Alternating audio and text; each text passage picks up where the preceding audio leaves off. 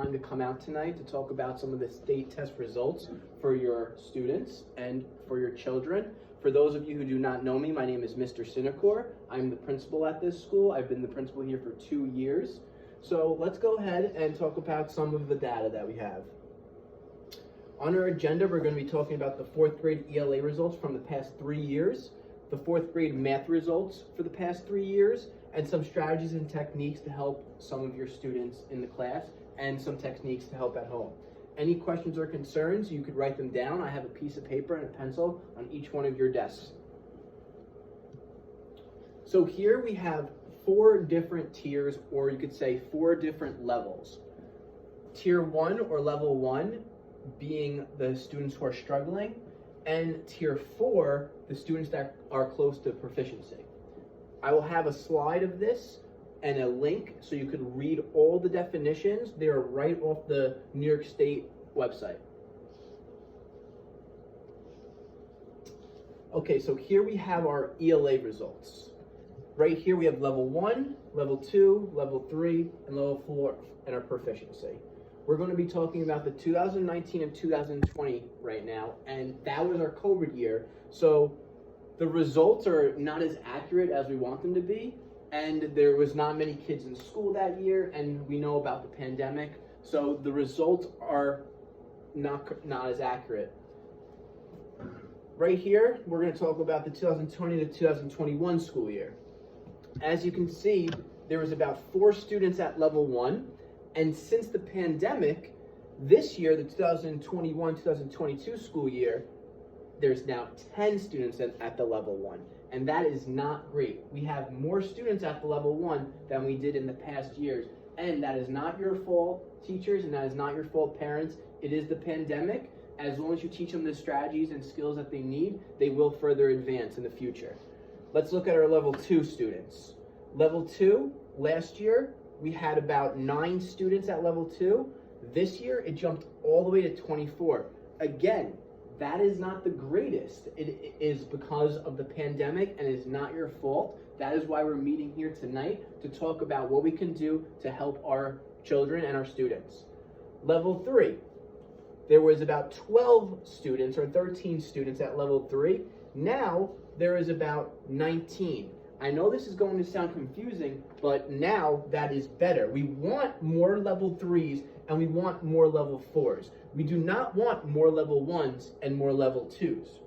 If we come over to level 4, you can see last year we had about 34 students at a level 4, and now we only have about 12 students at a level 4. Those students might have moved to proficiency, is why it might be a little lower, or like I said, it could be because of the pandemic. Let's jump in and talk about our math state test results. Our math results. Again, we have our 4 levels. Level 1 is our struggling students. Level 4 is our students who are close to proficiency. Level 1, the pandemic.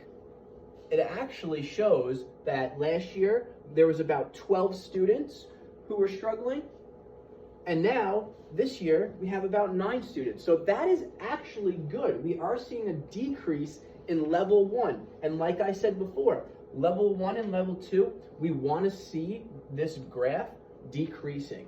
Level 3 and level 4, we would like to see increasing, and of course our proficiency we would want to see increasing. Level 2, last year we had about 15 students at level 2. This year we have about 24 students. Again, that is not great, and again, that is not your fault. It is because of the pandemic. Over here, level 3, last year we had about 15 students at level 3. This year we have almost 20 students at level 3. Now, that is good. We have more level 3 students. They're getting closer to proficiency. Level 4, we had about 15 students at a level 4, and now we have about 12, 13. So it's not too bad. I'm sure maybe some of those students might have moved to our proficiency. Let's talk about our next slide. So some strategies and techniques that you can use and that we are going to use in our school district is RTI. RTI is response to intervention. This is the stage right before we would recommend a student for special ed. These are just our struggling students who are low in their academics who get picked up for extra help, kind of like a resource room. iReady we have for math and we have for reading. We put our students on Chromebooks and they go into iReady, math or reading, and there they have games and they have a bunch of different tools that can help them further advance their skills. Small group instruction in the classroom. All our teachers are trained to pull a small group while they are teaching a math or reading lesson. So while some of the students are sitting at their desk doing maybe a paperwork, doing a project, or working with manipulatives, we have a teacher at the back targeting certain skills. Raz Kids. Raz Kids is for students to help with their reading skills. If you go into Raz Kids, it has levels A all the way through level Z for all the different levels of reading. Test preps. We always prepare our students for our test. If a test is coming up, we do a bunch of different things for our testing. Some of the things that we do is how to fill in a bubble correctly. Sometimes we don't know how to fill in a bubble. Sometimes the kids circle the bubbles. Sometimes the kids don't read all the questions. So we always do test preps right before we were doing our state exams. Practice multiple choice questions. This is a really good one and really important one that I would like to talk about, because I know me and I know some of you, if we have a bunch of different questions and a bunch of different options, it could get a little overwhelming. So what we try to teach the students is process of elimination. If there is 4 questions, we try to cut out the questions that are irrelevant or don't make sense or are totally not the answer. Let's talk about our next slide. Some technology that we're going to use to improve our curriculum is Chromebooks. Each student in our district has a Chromebook.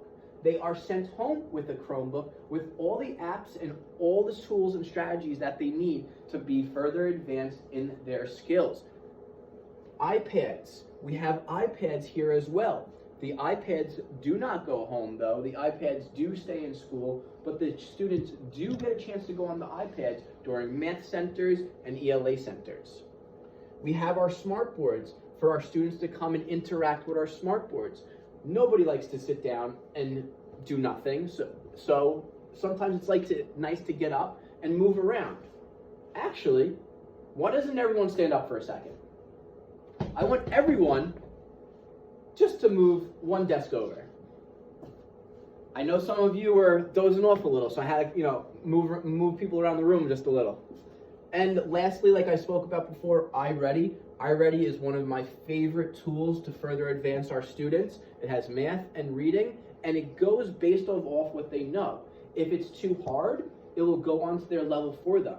If it is too easy, it will further advance them. Let's go to the next slide. All right, so I'm sure you have a bunch of questions or concerns. If anyone has wrote anything down, I would like you to share. And I'm sure some of you are asking, I'm sure the parents are asking, how do we plan to further advance your children? And the way that we do that, and the way that we plan to do that, is by using iReady, by using test preps, and by teaching our teachers how to teach in small group and do test preps. And the teachers that are here tonight, I know you're asking, what can we do to help you further advance your students? And we are going to have a couple different professional development days to show you how to do some test preps and what skills to use to further advance your students. And that's all. It was short and sweet, so I thank you all for coming out. And if you have any questions, now is the time to ask them. Sir? What does SGI mean? SGI is called Small Group Instruction, for those of you who don't know. I'm sorry that I was using some acronyms. I know that we have some parents here. So yes, Small Group Instruction is when we pull the students to the back of the room and the teacher is giving them kind of like a one-on-one instruction, but it is a small group instruction while the other students are working on something else that is similar to what they are learning. Yes, you. Can I use iReady at home? You can use iReady at home. That's a great question to ask. Thank you so much for asking that. Each of the students here and each of your children have their own personal login. And you can use that to log in at home on your computer, or you can use the Chromebooks that are sent home with them. Any other questions? All right. So again, I would like to thank you all for coming here. Again, my name is Mr. Sinecor. I'm the principal of this district. I'm going to be sending out a link of this PowerPoint and my own personal email. If you have any questions or concerns, you are always more than welcome to contact me at any time of the day. And when I get back to you, it will usually be always within 24 hours. All right. Thank you all. Drive safe and watch out for the deer.